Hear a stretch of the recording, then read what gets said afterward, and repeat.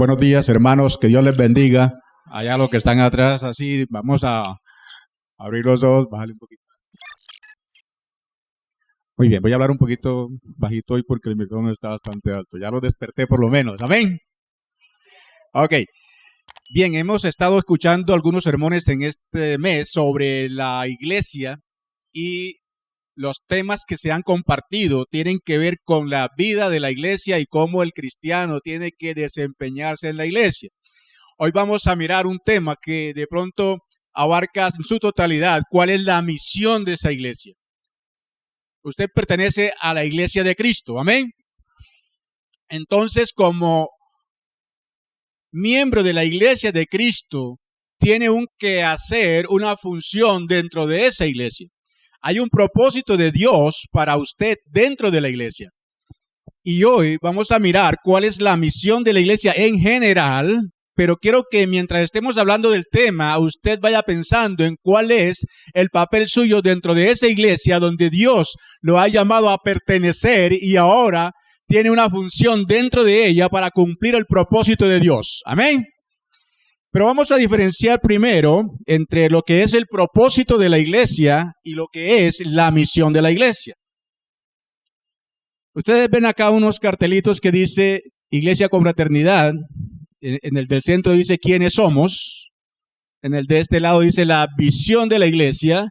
Y en el que está del otro lado dice la misión de la iglesia. De alguna manera, el que dice visión de la iglesia se refiere al propósito que tiene esta iglesia en particular, es decir, ¿qué quiere ser esta iglesia? ¿Qué es lo que pretende? ¿Qué es lo que busca la iglesia? Y donde dice misión es la forma como quiere alcanzar ese propósito.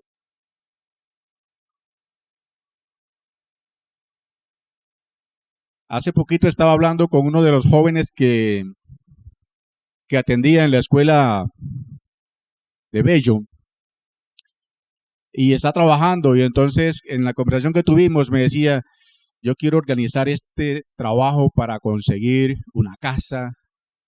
Bueno, pero yo quiero conseguir una casa, yo quiero conseguir un carro y todo lo que quería conseguir es la visión, esa es la visión que él tiene. Pero para alcanzar esa visión yo le pregunté, ¿y qué estás haciendo para alcanzar esa visión? Es decir, ¿cuál es tu misión en este momento? Entonces, estoy trabajando, estoy ahorrando, estoy haciendo esto, estoy invirtiendo. Esa sería la misión para alcanzar la visión. ¿Queda claro esa parte?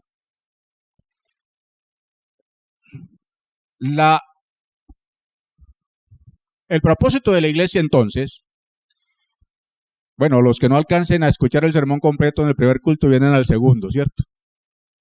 Ok. Tengo 7 hojas aquí para compartir con ustedes.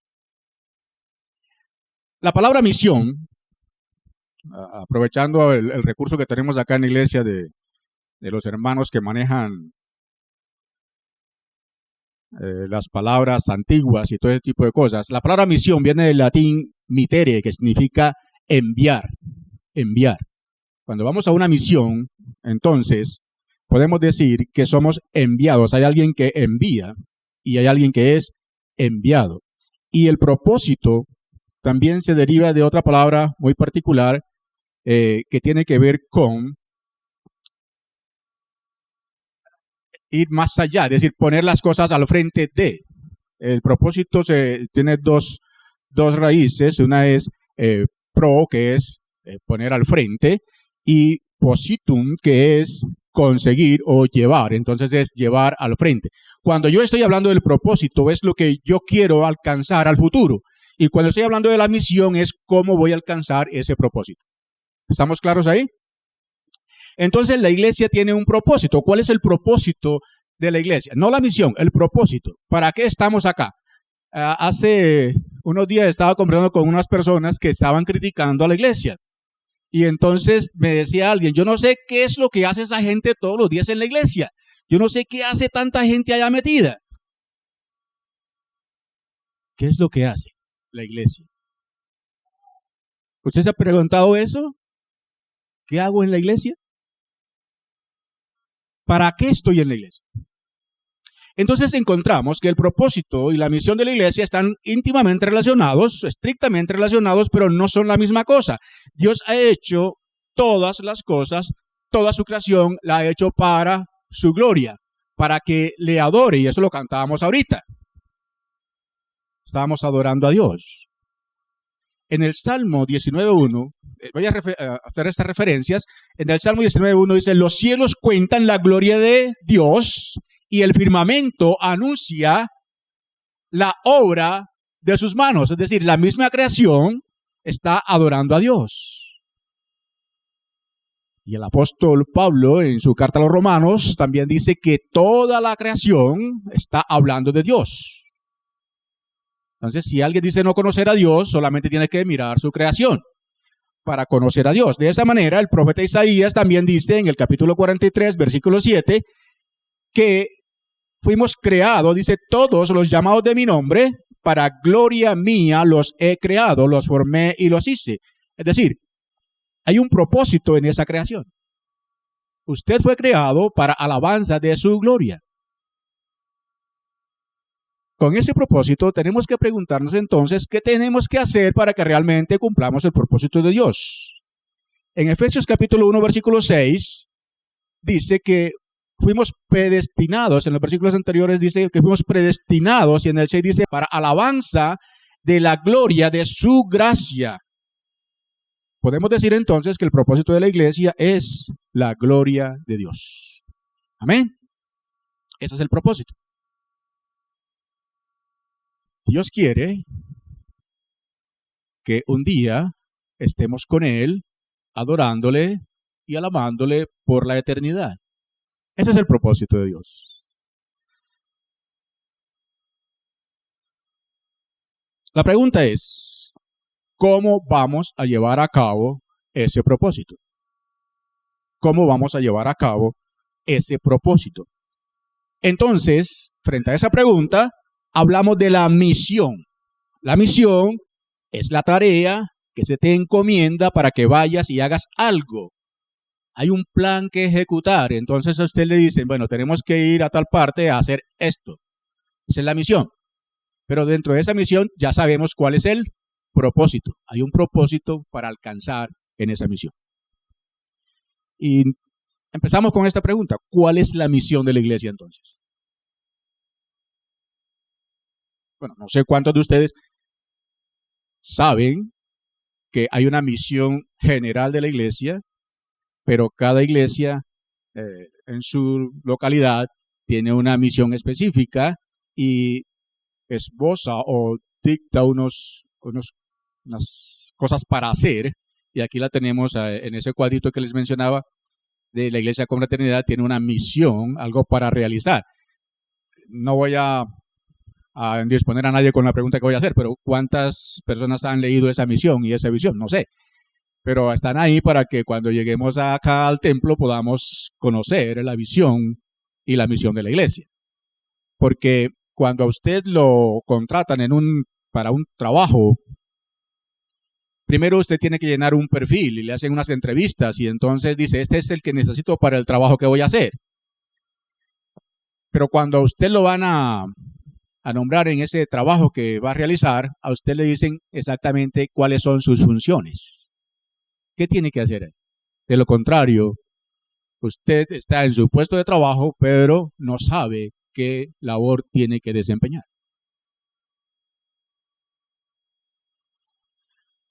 Entonces, frente a esa pregunta, ¿cuál es la misión de la iglesia? Algunos dirían, la misión de la iglesia es evangelizar. Tenemos que llevar el evangelio. Otros añadirían a eso que, bueno, hay que evangelizar, pero también tenemos que hacer justicia social. Es decir, la iglesia tiene que procurar que se haga justicia. Otros más, en términos más poéticos, dirían, es que la iglesia tiene que redimir la cultura. Eso es un término ya más elaborado, que es redimir la cultura, y hablamos de contracultura y toda esa cosa. Entonces, pero cuando Cristo presentó su plan futuro, ya a punto de partir a los cielos, Él dejó una misión claramente establecida y nos dijo que debíamos hacer discípulos.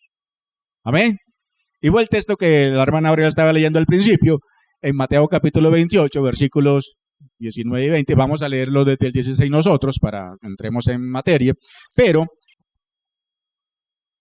la pregunta que surge ahí entonces, si la tarea es hacer discípulos, viene otra pregunta que sigue a esa.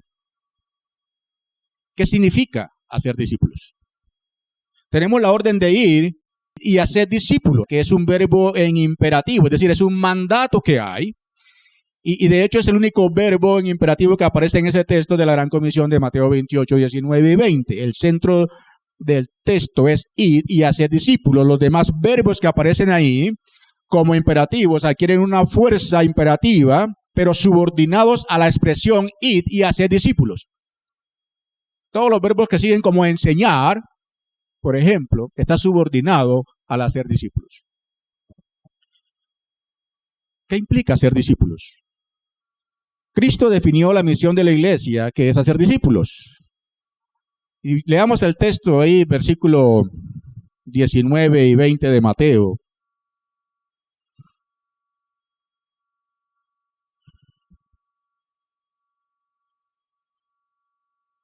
(28, 19 y 20). ¿Lo tenemos? Muy bien, todos los textos que voy a usar en la mañana de hoy los voy a usar en la versión Reina Valera del 60. Si tenemos otra versión por ahí y podemos complementar, está bien, pero para que tengamos como esta referencia, Mateo 28, 19 y 20. Pero vamos a leer desde el 18. Dice, y Jesús se acercó y les habló diciendo, mire que Jesús, ya para despedirse de ellos, entonces se acerca y les habla y les dice lo siguiente, toda potestad, toda autoridad me es dada en el cielo y en la tierra. Por tanto, id y haced discípulos. ¿A quiénes? A todas las naciones. A todas las naciones. Esa es la misión. Id y haced discípulos a todas las naciones. ¿Cómo?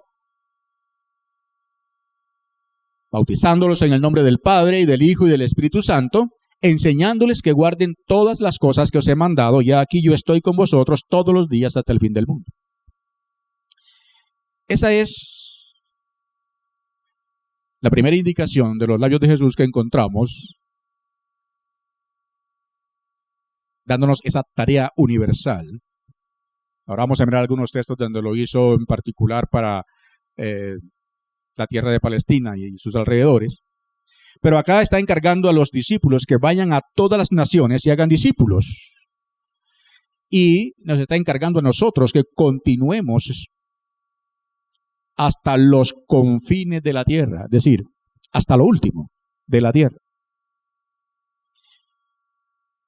Ahora, eso no fue lo único que Jesús reveló con relación a la Gran Comisión.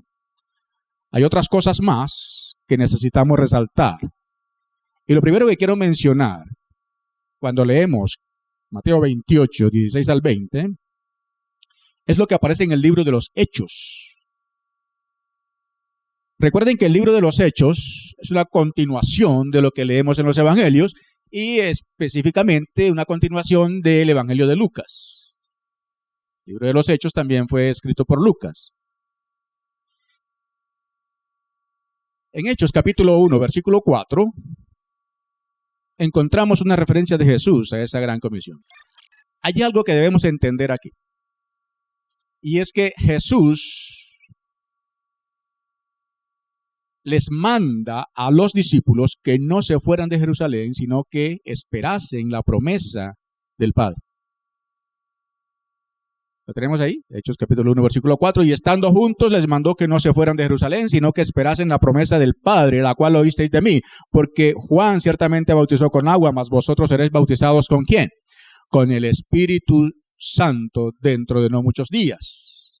Y más adelante en el versículo 8, dice, pero recibiréis poder cuando haya venido sobre vosotros el Espíritu Santo, y me seréis testigos en Jerusalén, en toda Judea, en Samaria y hasta lo último de la tierra. Esta es la manera de glorificar a Dios. Y lo digo así porque cuando hice la pregunta de qué venimos a hacer a la iglesia, una de las respuestas que tenemos es, vamos a glorificar a Dios.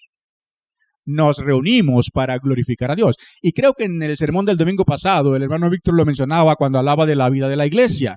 ¿Para qué se reunía la iglesia? Y hablaba de 4 cosas: para tener comunión, para compartir la palabra, para evangelizar, para partir el pan. Toda esa vida de la iglesia que nosotros en un momento se nos vuelve algo cotidiano, lo que busca es glorificar a Dios. La misión de la iglesia entonces es glorificar a Dios.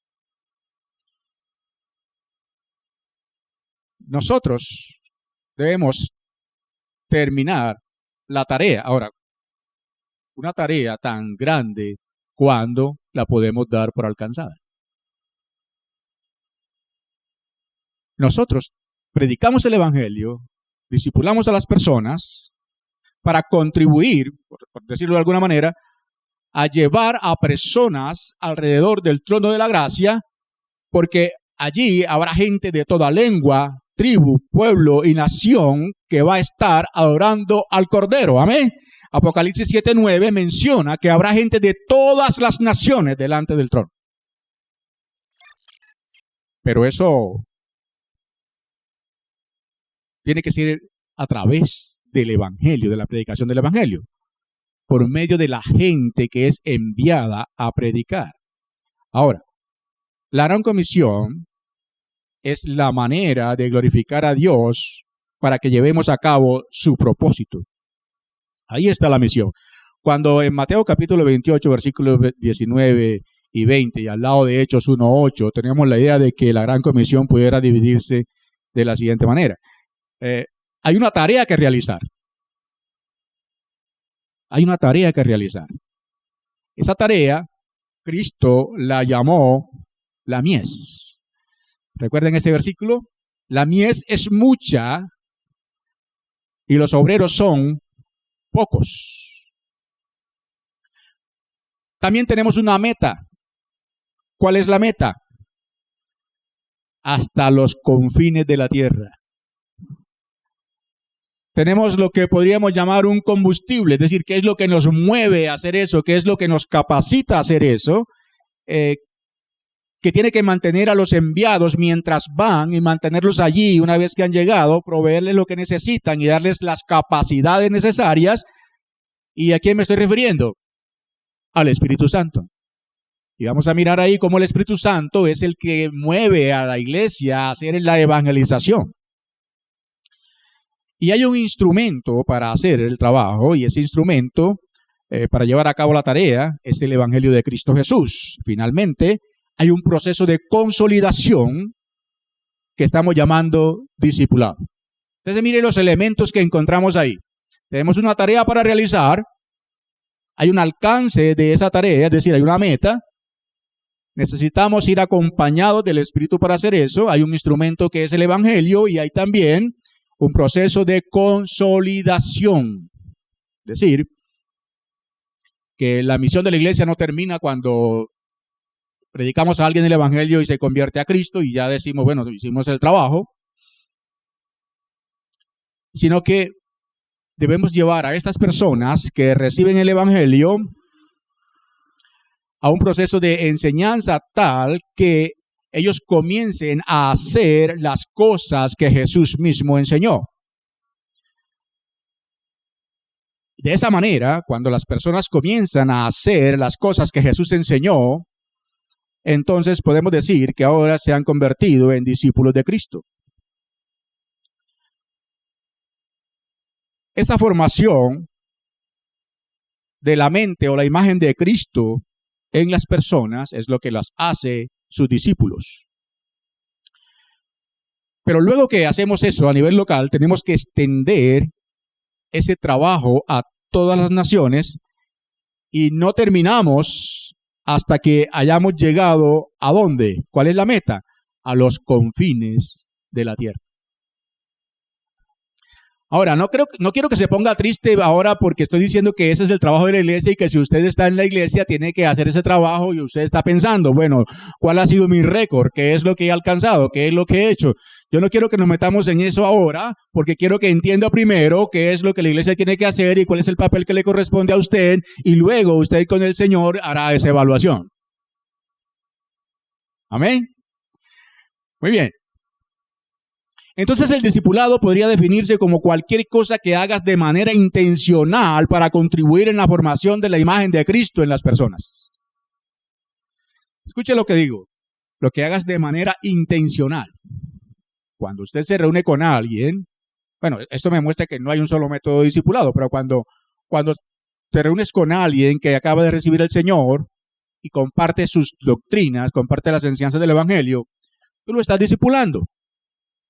Pero cuando recibes a alguien que necesita una consejería por cualquier motivo y tú compartes la palabra y los principios de Cristo, que Cristo enseñó para vivir conforme a su voluntad, tú estás discipulando.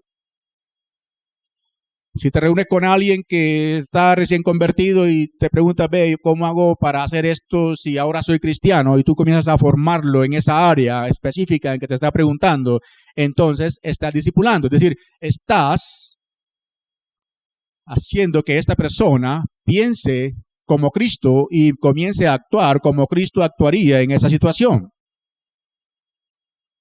En el texto de la Gran Comisión, por llamarlo así de ahora en adelante, para no tener que referirnos cada vez que lo mencionemos de otra manera, nos dice que debemos enseñar a guardar y a obedecer todas las cosas que os he enseñado. Es decir, hago énfasis en eso. Si usted raya su Biblia, quiero que subraye la palabra ahí, todas. Si usted la raya, todas las cosas que os he enseñado. No es una parte de la palabra. Bueno, voy a obedecer esto que me parece que está bien, pero esto que no me parece que está bien, no lo hago porque es mi evaluación. Y entonces, cuando estamos compartiendo estas verdades doctrinales con las otras personas y le decimos que tenemos que obedecer las cosas que Cristo nos ha enseñado, también tenemos que ser conscientes de que nadie puede obedecer esas cosas y guardarlas si no tiene la mente de Cristo formada en él. Ahora, ese texto que leímos no es el único texto del que nos habla de esa gran comisión. En el Antiguo Testamento encontramos algunas referencias que nos dan unos visos de que el plan de Dios ya se venía gestando y que a través de los tiempos Dios tenía claro el propósito con su pueblo y tenía en su mente formar a este grupo de personas para que compartieran entonces su mensaje. Y quiero retomar algunos como por ejemplo el caso de Abraham en Génesis capítulo 12 versículo 1 y 3, donde Dios le dice a Abraham, y en ti serán benditas todas las familias de la tierra. Esa frase, en ti, a la luz de lo que hoy sabemos, tiene la connotación de que en tu simiente, en tu descendencia, yo bendeciré a todas las familias de la tierra. Si miramos en retrospectiva, la manera como Dios bendecirá a todas las familias de la tierra era llevando el evangelio a todas ellas. Amén. Algunos profetas también lo mencionan. Por ejemplo, Isaías en el capítulo 66, versículo 18 dice, porque yo conozco sus obras y sus pensamientos, tiempo vendrá para juntar a todas las naciones y lenguas y vendrán y verán mi gloria. Usted se ha puesto a pensar qué va a hacer usted en la eternidad. ¿Cómo va a vivir usted en la eternidad? ¿Cuál va a ser su papel dentro de esos millones de personas que estarán ahí en la eternidad? Solamente para pensar. Entonces, la única manera como eso puede ocurrir es si las naciones son alcanzadas por el Evangelio de Cristo y los rebeldes, los que no quieren saber de Dios, son convertidos en hijos de Dios, y entonces ahora ellos podrán adorar a nuestro Dios. La gran comisión existe porque hay gente hoy que no está adorando. Esa gente tiene que ser llevada a los pies de Cristo y ser convertidos en adoradores.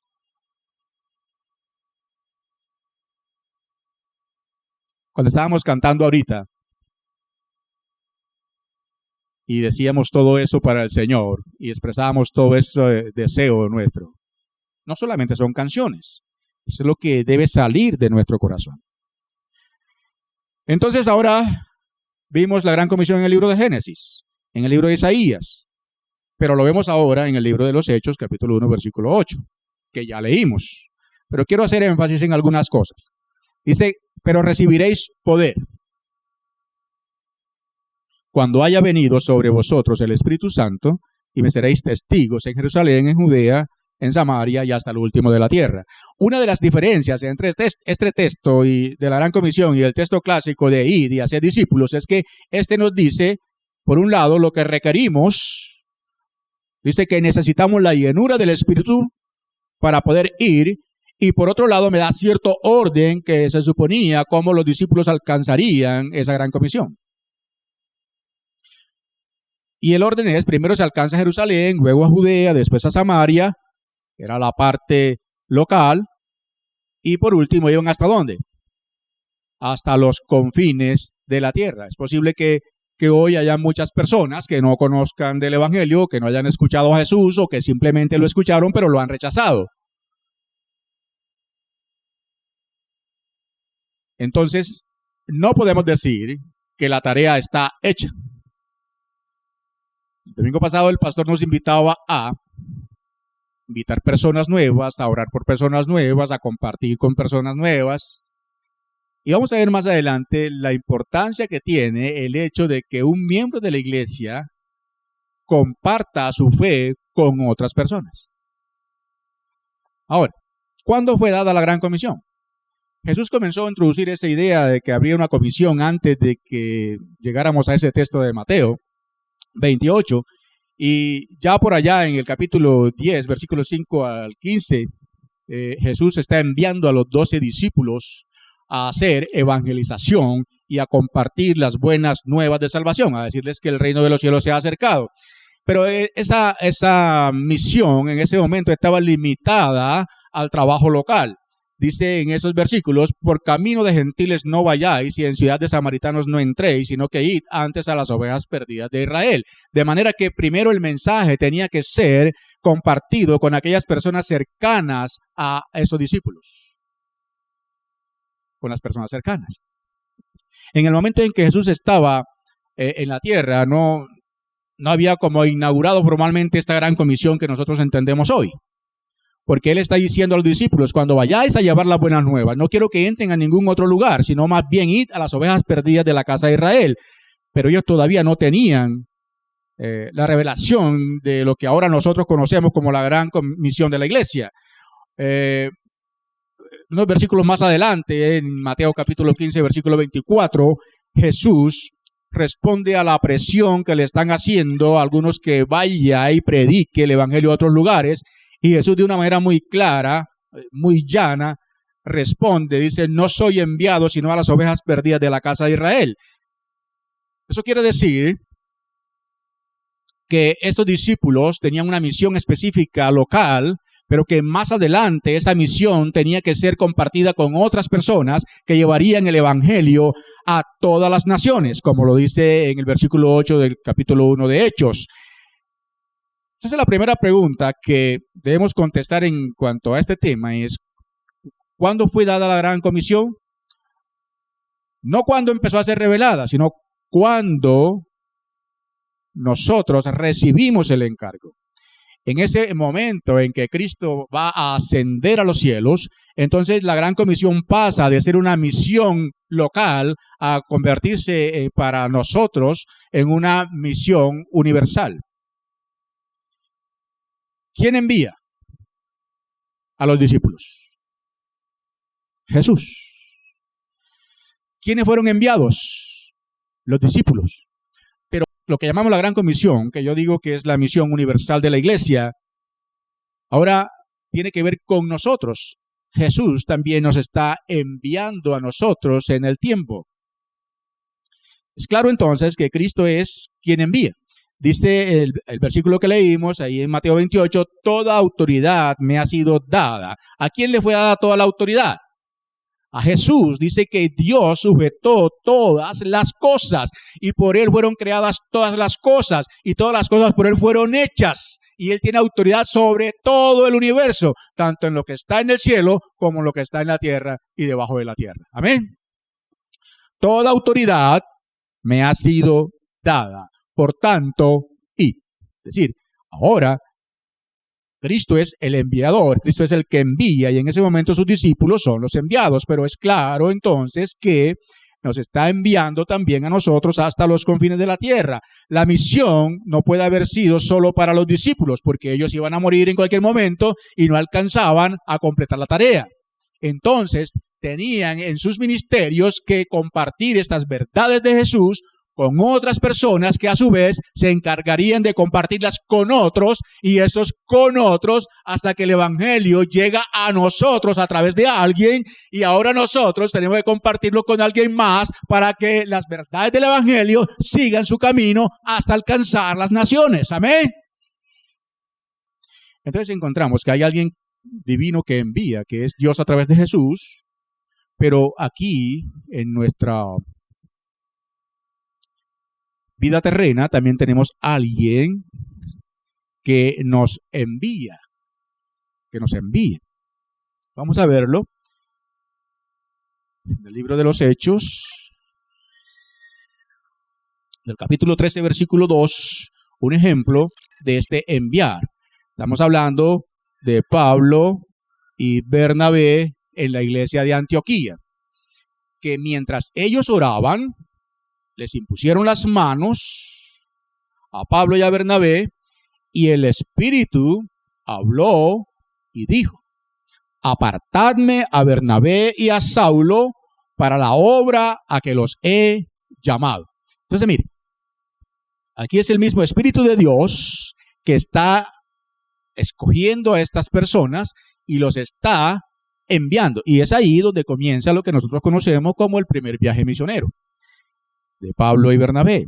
Ese fue el comienzo, pero ahí están en el contexto de la iglesia de Antioquía. La iglesia de Antioquía los envió y regresaron y rindieron cuentas. Si usted lee ahí la historia en el libro de los Hechos, ellos van, comparten el evangelio a otras naciones, a otras partes, y luego vienen y rinden cuentas a la iglesia local. Entonces tenemos un enviador divino que es Jesús, que es Dios a través de Jesús y su Espíritu Santo, y tenemos un enviador local que es la iglesia que nos envía a hacer el trabajo misionero. Amén. Quiero que miren también cómo el apóstol Pablo le escribe a los romanos, del capítulo 10, versículo 13 y 15. Es un texto clásico que nosotros casi que sabemos de memoria, pero quiero que analicemos dos cositas que nos ponen a pensar en cuál es nuestra responsabilidad en el proceso de compartir el evangelio. Porque todo aquel que invocar el nombre del Señor será salvo. Ese es el requisito, invocar el nombre del Señor. Pero Pablo pregunta: ¿cómo pues invocarán a aquel a quien no han creído? Recuerden el texto: cree en el Señor Jesucristo y serás. ¿Cómo invocarán a aquel en el que no han creído? Otra pregunta: ¿cómo creerán en aquel en quien no han oído? Es decir, para que nosotros creamos, primero tenemos que oír la palabra y después creer, es el proceso. ¿Y cómo oirán sin haber quien les predique? Aquí es donde Pablo quiere llegar para decirle a la iglesia: mire, es que tenemos que predicar el evangelio porque es la única forma como la gente va a escuchar el mensaje de Dios, y una vez que lo escucha va a poner su fe en él y entonces va a invocarle como su Señor y Salvador. Amén.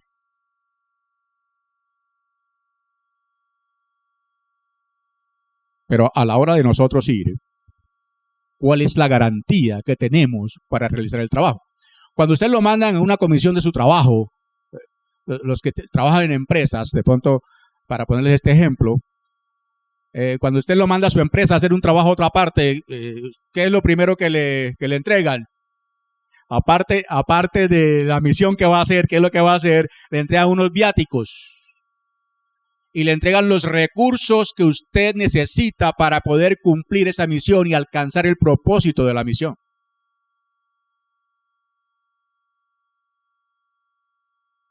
Decía alguien por ahí que a nadie mandan a la guerra sin armas y sin municiones. ¿A qué? ¿A qué? ¿A que lo maten por allá? No. Lo equipan primero, lo capacitan primero, le dan el equipo apropiado para que vaya, cumpla su misión y alcance el propósito de la misión. Entonces, ¿cuál es nuestra garantía? Mire, en el mismo texto que estamos mirando, tenemos dos garantías que no podemos pasar por alto. La primera es que toda potestad, o sea, toda autoridad me ha sido dada en el cielo y en la tierra.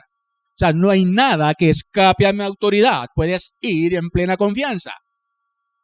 La garantía número uno que tenemos es la autoridad que ha sido delegada en Cristo y luego a la autoridad que Cristo delegó en nosotros. Obviamente con algunas limitaciones, pero Cristo nos ha delegado una autoridad también para que nosotros podamos ir a hacer la tarea y que el propósito sea alcanzado. Amén. Y la segunda garantía que encontramos ahí es la compañía misma de Jesús en el trabajo que nosotros vamos a realizar.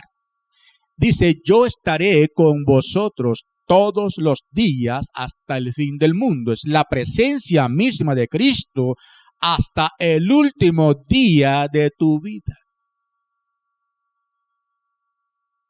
Esto no es mientras vamos y hacemos una predicación o mientras vamos y hacemos evangelismo un día, una tarde y el día siguiente ya Jesús se va para otra parte donde estén evangelizando o acompañar a otra gente que de pronto le habló más cerca al oído. No, es todos los días hasta el fin del mundo. Y ese fin del mundo se puede entender también de varias maneras. Fin del mundo como en distancia, como dijimos a todas las naciones, hasta los confines de la tierra, o el fin del mundo que se refiere a los tiempos. Ahora, estamos siendo enviados. ¿Qué hacemos en esa misión? ¿Qué hacemos? ¿Qué es lo que vamos a hacer?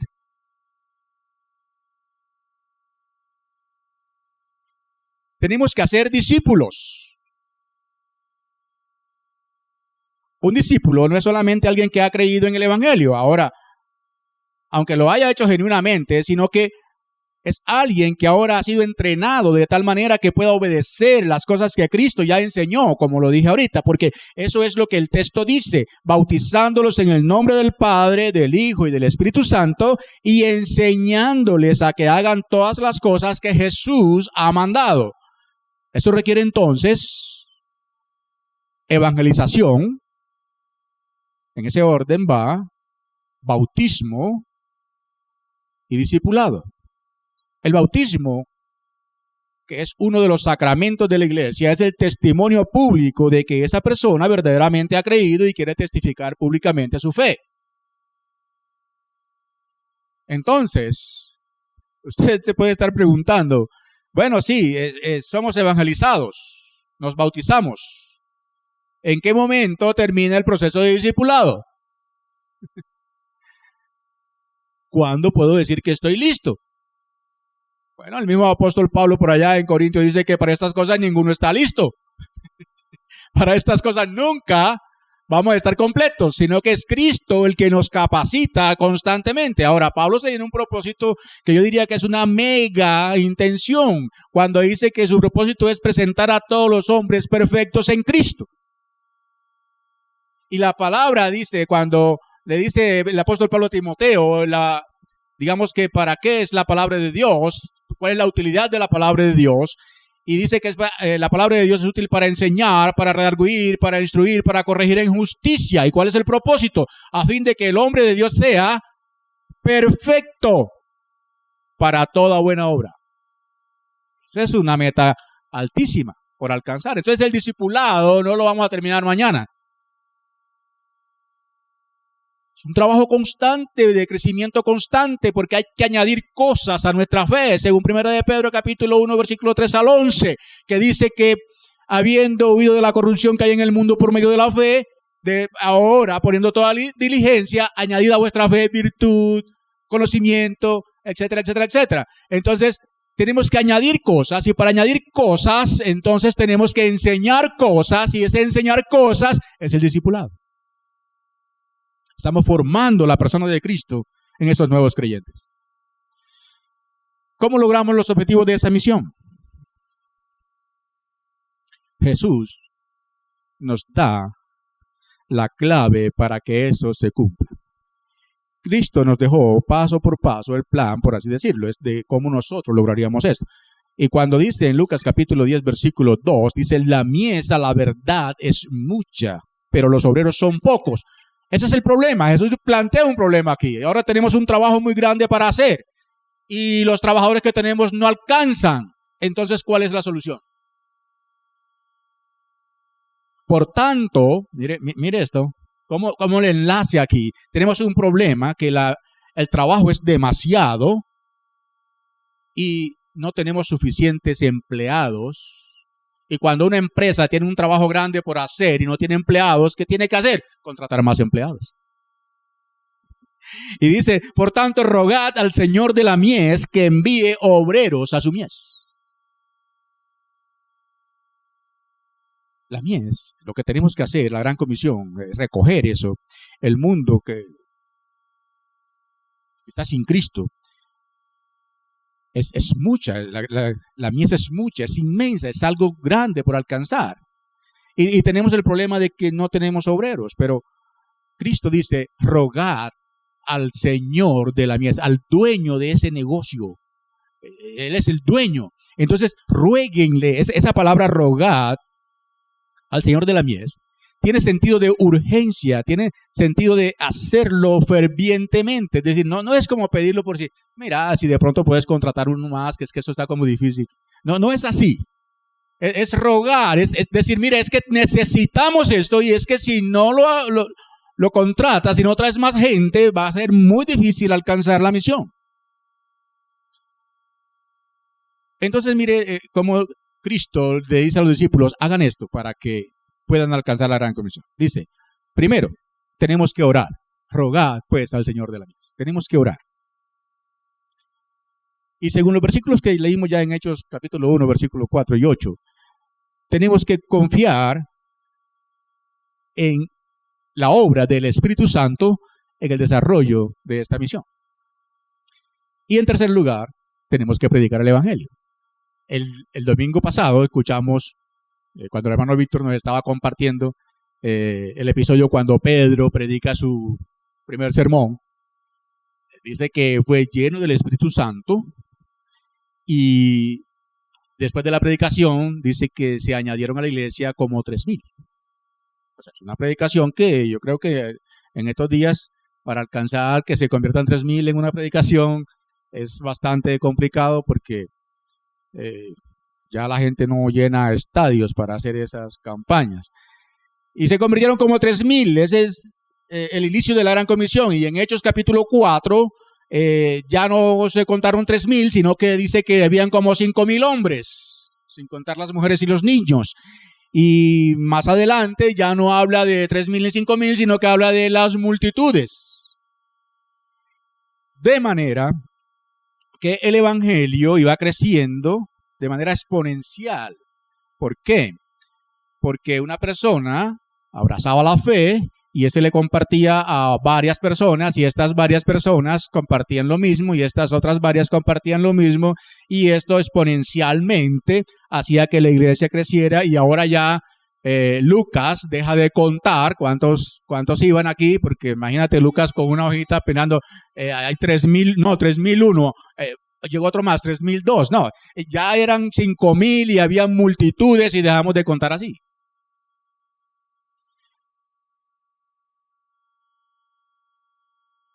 ¿Cómo se sentiría uno predicando un sermón de eso si se convierta a toda la gente que está escuchando? Ahora bien, algunos textos del libro de Hechos nos dicen cómo la iglesia va creciendo, cómo la palabra se va multiplicando. Recuerden que el libro de los Hechos, yo dije que era la continuación del Evangelio de Lucas, por decirlo de alguna manera, y es lo que el Espíritu Santo ha hecho o hizo en los 30 años siguientes de la iglesia a través de los apóstoles. Y en Hechos capítulo 6, versículo 7 dice que la palabra de Dios crecía y el número de los discípulos se multiplicaban en gran manera en Jerusalén y muchos de los sacerdotes obedecían la palabra. Ahora, es interesante esto que no solamente la gente común y corriente que escuchaba la palabra se convertían al evangelio, sino que los sacerdotes que por años habían vivido una tradición, dice que muchos de ellos también abrazaban la fe.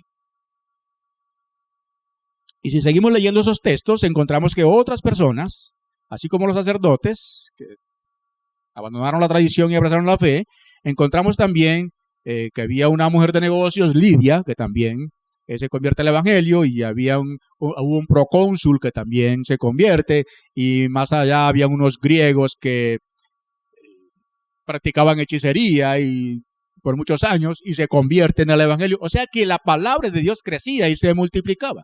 Y en capítulo 9, versículo 31 dice que entre tanto la iglesia gozaba de paz por toda Judea, Galilea y Samaria, y era edificada y andando en el temor del Señor, en la fortaleza del Espíritu Santo, seguía creciendo. Entonces, cuando comienza la persecución en Jerusalén porque estaban predicando el evangelio, entonces los discípulos fueron esparcidos en las ciudades de alrededor, y a Samaria llega un personaje interesante, Felipe, y Felipe comienza a predicar en Samaria y la gente comienza a convertirse y comienzan a ver un cambio en la ciudad, y dice que había alegría en esa ciudad, y lo que fue tristeza en Jerusalén por la persecución de los apóstoles se convierte en alegría en estos pueblos donde es predicado el evangelio.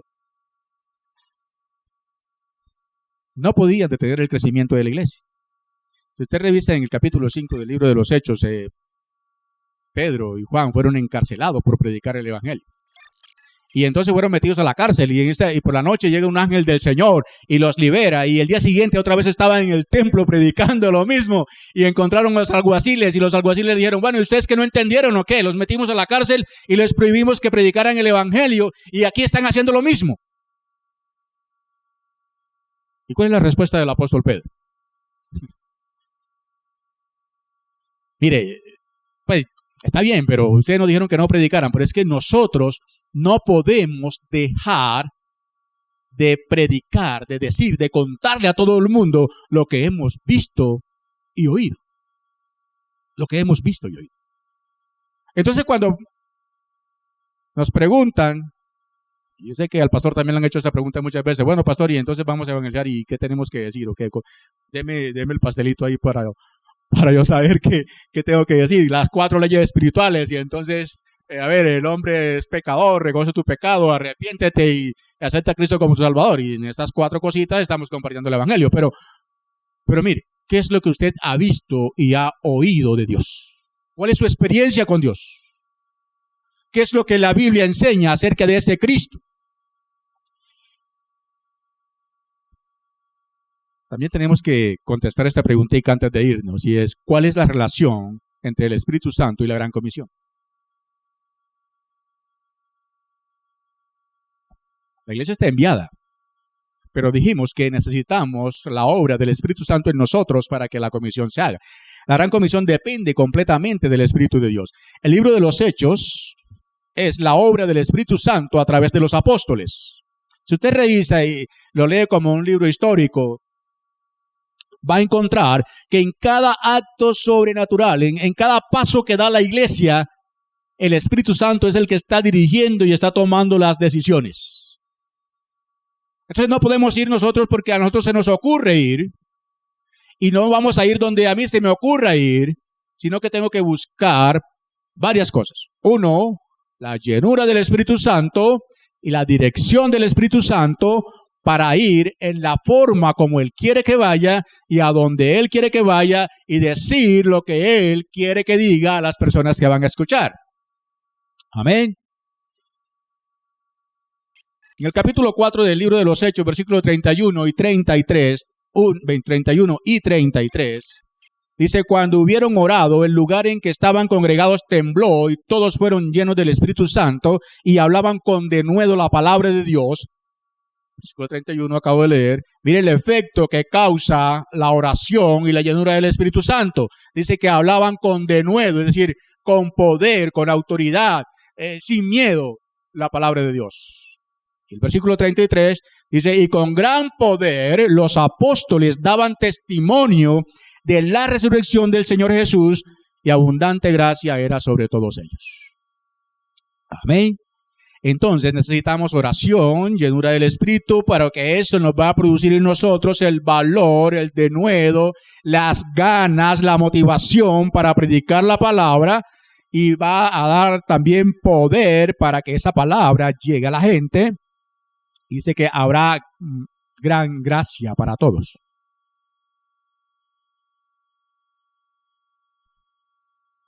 ¿Por qué es vital que nosotros cumplamos la misión de la iglesia? ¿Por qué tenemos que llevar a cabo esa misión? Porque es la manera de traer a las naciones al señorío de Cristo. Es la manera de destruir los dioses paganos que esclavizan a las naciones. Es la manera entonces, o es la forma de traer gozo a las naciones, como pasó en Samaria, a través de la predicación de Felipe, que Samaria, dice, se llenó de gozo. Ahora, ¿qué produce o cuál ha sido el efecto de esa salvación en su propia vida? ¿Cuáles han sido los cambios que ha generado en su vida? Queremos que eso también suceda en las otras personas a quienes le compartimos el Evangelio. Ahora vamos a hacer unas consideraciones finales aquí ya para terminar. Esta es la última hoja.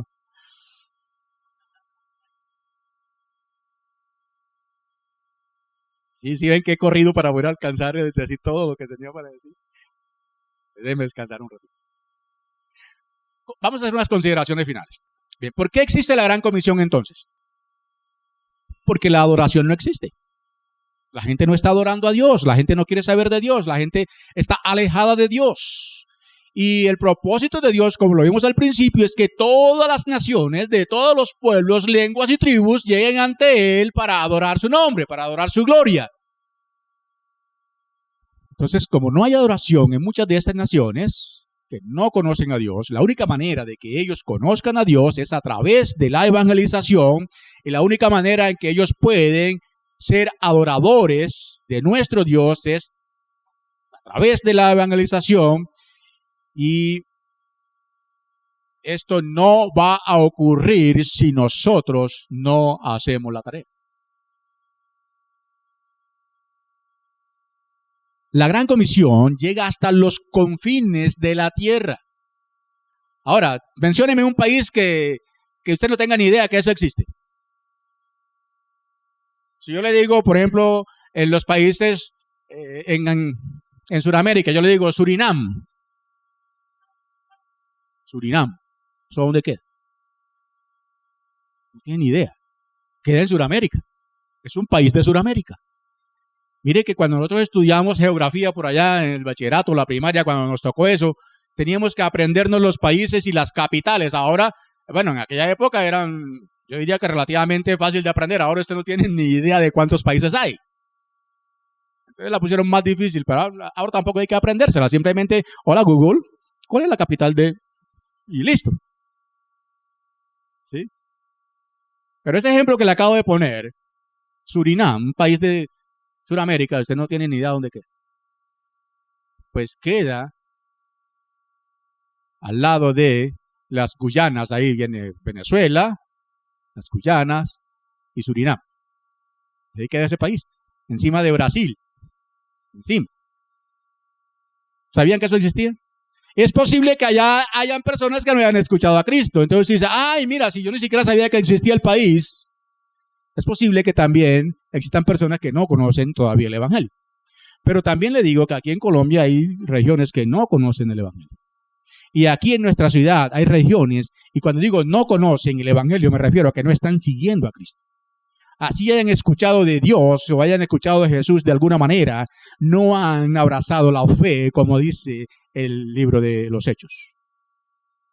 Entonces la gran comisión tiene que llevarse de una manera teocéntrica. De pronto nosotros hemos visto algunos procesos de evangelización que fallan en los espacios donde estamos porque hemos puesto al hombre como centro en nuestro trabajo. Es decir, hacemos una evangelización antropocéntrica. Y queda claro que lo que hemos visto en el libro de los Hechos es que la evangelización tiene que ser teocéntrica, depender del plan de Dios. Tenemos que ajustarnos al plan de Dios. No estamos aquí para satisfacer necesidades humanas como misión de la iglesia. Eso es parte de la vivencia de la iglesia, pero no es parte de la misión. La misión de la iglesia es compartir el evangelio de Cristo, discipular a la gente para que hagan las cosas que Cristo ha enseñado. Amén.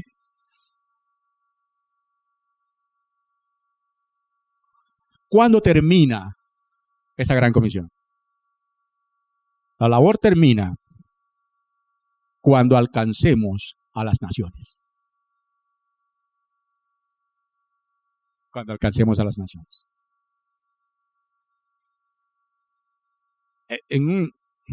Hace años, a mí me tocaba entrenar un grupo de misiones de aquí en Medellín que se llamaba Misión Calais.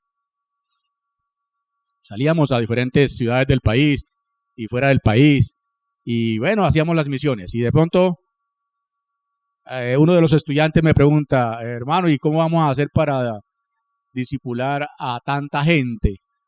Para discipular no fue la palabra, para evangelizar a tanta gente, y para discipular después a tanta gente. Pues de pronto yo habría respondido con todo un plan de trabajo, primero esto, aquí, hagamos el presupuesto, veamos. De pronto habría respondido así, pero la respuesta que se me ocurrió, lo más fácil que se me ocurrió, mirándolo a los ojos, le dije, pues comienza por evangelizar a uno y por discipular a ese que evangelizaste. A veces nos abrumamos con la tarea que no sabemos por dónde empezar. ¿No les pasa así? A veces usted está en su casa y tiene esa casa vuelta, con la expresión que usted use, patas arriba o como sea, y yo sí tengo que arreglar mi casa, pero es tanto el desorden que no sé por dónde empezar. O es tanto el trabajo que tengo que hacer, donde tengo que trabajar, que no sé por dónde empezar. Pero comienza por uno, comienza por hacer algo, ¿sí? Y aquí cuando decimos cuando termina la labor, es cuando alcanzamos las naciones. En Mateo capítulo 24, versículo 14, Jesús nos dice cuando terminamos. Míralo ahí, Mateo 24, 14.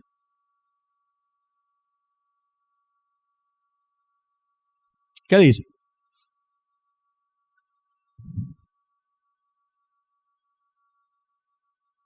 Dice, y será predicado escuche bien, este evangelio del reino, no cualquier cosa tampoco, y será predicado este evangelio del reino en todo el mundo para testimonio a todas las naciones, y entonces vendrá el fin. Y entonces vendrá el fin. ¿Qué necesitamos entonces para impulsar esa gran comisión en nuestro medio? ¿Sabe qué necesitamos? Un avivamiento de parte de Dios. Necesitamos que el Espíritu Santo nos esté taladrando ahí y nos esté recordando. Porque hay una apatía para evangelizar, hay una apatía para discipular al otro. Entonces, ¿cómo vamos a alcanzar la gran comisión? ¿Cómo vamos a hacer la tarea si no mostramos entusiasmo por lo que tenemos que hacer? Déjeme decirle lo siguiente. En los tiempos cuando el pastor Nicolás y yo comenzamos el ministerio, bueno, no voy a hablar tan allá, pero en aquellos tiempos había campañas evangelísticas, habían cruzadas evangelísticas, y entonces venían los evangelistas y llenaban los estadios y en la plaza pública. Yo recuerdo que iba un evangelista a la casa y se quedaba hospedado en mi casa, bueno, en la casa de mis papás, Y entonces yo tenía por ahí unos 12 años y le caí en gracia a este evangelista y entonces me decía que lo acompañara a sus campañas. ¿Sabe para qué? Para que yo le llevara el megáfono y en una carretilla yo le llevaba el megáfono y las Biblias y el material evangelístico y todo lo que necesitaba. Y yo me escuchaba todas las predicaciones. Yo estaba más evangelizado que cualquiera en el pueblo. No me perdía ni una. Pero era así como funcionaba. Entonces la gente se agolpaba en multitud y en la plaza pública y el hombre predicaba y se convertían 10, 15, 20, 40. Y entonces los pastores que estaban ahí de las iglesias del pueblo, entonces decía, bueno, ¿usted dónde vive? Aquí, entonces usted puede asistir acá y usted acá y repartían a la gente. Así funcionaba. Pero eso desapareció. Ya no hay esas campañas, ya no se llenan los estadios, ya no hay ese ya no está ni Billy Graham, ni Luis Palau, ni yo creo que Motesi todavía está por ahí, pero ya eso no está pasando. ¿Cómo se está haciendo el evangelismo hoy?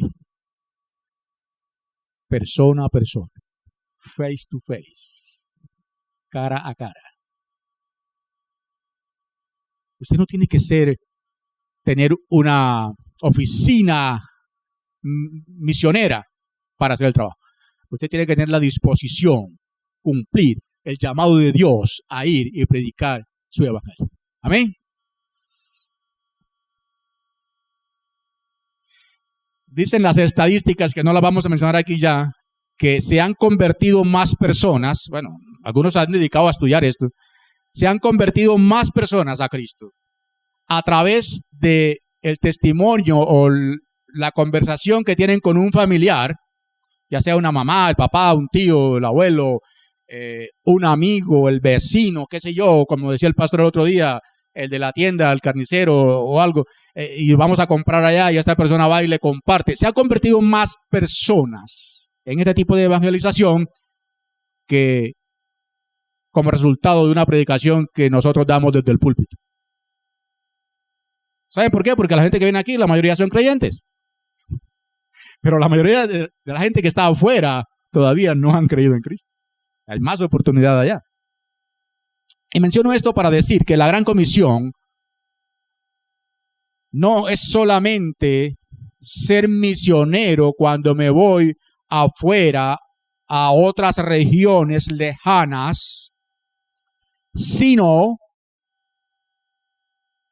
cuando yo, escuche esto para que lo tenga por ahí, me veo como un misionero en la sociedad donde vivo y comparto también el evangelio de Cristo Jesús. Amén. Hacer misiones es cuando yo decido compartir el evangelio y me pongo metas. Y no tienen que ser metas inalcanzables. Si usted dice yo tengo que ir a todas las naciones, le queda imposible. Usted nunca va a ir a todas las naciones, empezando porque hay naciones que ni siquiera sabe que existen. Y a la edad que tenemos nosotros ahora, si vamos a decir que vamos a recorrer el mundo, no es como la película del mundo en 80 días, ni nada de eso. Si vamos a recorrer el mundo, el tiempo que tenemos no nos alcanza para hacerlo. No nos alcanza. Pero si cada uno de nosotros hace el trabajo que le corresponde, donde está, donde Dios lo ha puesto, y eso comienza a sumar, entonces llegará el momento en que vamos a alcanzar las naciones. Cuando hablábamos de crecimiento de la iglesia, ya para terminar, para hacer el resumen, cuando hablamos de crecimiento de la iglesia, trabajábamos con un principio. Cuando yo estaba con la Liga Bíblica y hacíamos lo de sembradores de iglesias, trabajábamos con un principio que dice, lo mucho que hacen pocos es poco. Pero lo poco que hacen muchos es mucho. Ahora, eso parece un trabalengua, anótelo por ahí para que lo analice después en su casa. Lo mucho que hacen pocos es poco. Lo poco que hacen muchos es mucho. Vamos a suponer, vamos a mirarlo así. Bueno, no está la mamá Anelio de acá, pero ella nos puede explicarnos esto muy bien. Si yo le pido una ofrenda a 5 personas para una necesidad que haya, y entonces esta persona me dan de a 10,000 pesos, ¿cuánto estoy juntando? 50,000. 25,000. Bueno, si pido 5,000 son 25,000 y si a 10 le pido 5,000 son 50,000. Y esta persona están dando, por decir algo, mucho dinero. Pero si yo digo, no le voy a pedir de a 5,000, le voy a pedir de a 500 pesos a toda la iglesia. Hay muchos dando poco, pero eso se convierte en mucho. Entonces yo no voy a decirle, por ejemplo, a Heider, tienes que evangelizar y traerme aquí 10 personas para el próximo domingo. Me va a mirar así, bueno, voy a hacer el esfuerzo, sí. Pero él se va a esforzar y es posible que nos traiga los 10 o los 12 o los 15, pero es un trabajo arduo que tiene que hacer durante la semana. Pero si nos ponemos el propósito, todos, de que para el próximo domingo vamos a traer una persona, estamos haciendo, mire, una 10ª parte del trabajo que le puse a él, pero eso se va a multiplicar, ¿ya? Si somos 100 aquí hoy, entonces van a ser mínimo 100 o vamos a tener 80 personas nuevas. Mire cómo es de fácil. Lo poco que hacen mucho se convierte en mucho. Ese es el principio. Entonces, resumiendo, para que le quede ahí en sus notas, la iglesia tiene una misión. La misión es mucha, la mies es mucha. La misión es hacer discípulos. Y es mucho, tenemos que discipular a todas las naciones. Hay una meta, que es hasta los confines de la tierra. Hay un combustible o esa persona que nos está inyectando ahí la capacidad y nos está inyectando el poder para que hagamos el trabajo. Es la persona del Espíritu Santo. Hay un instrumento que es el Evangelio. Queremos alcanzar las naciones a través del Evangelio. Y hay un proceso de consolidación que hemos llamado discipulado.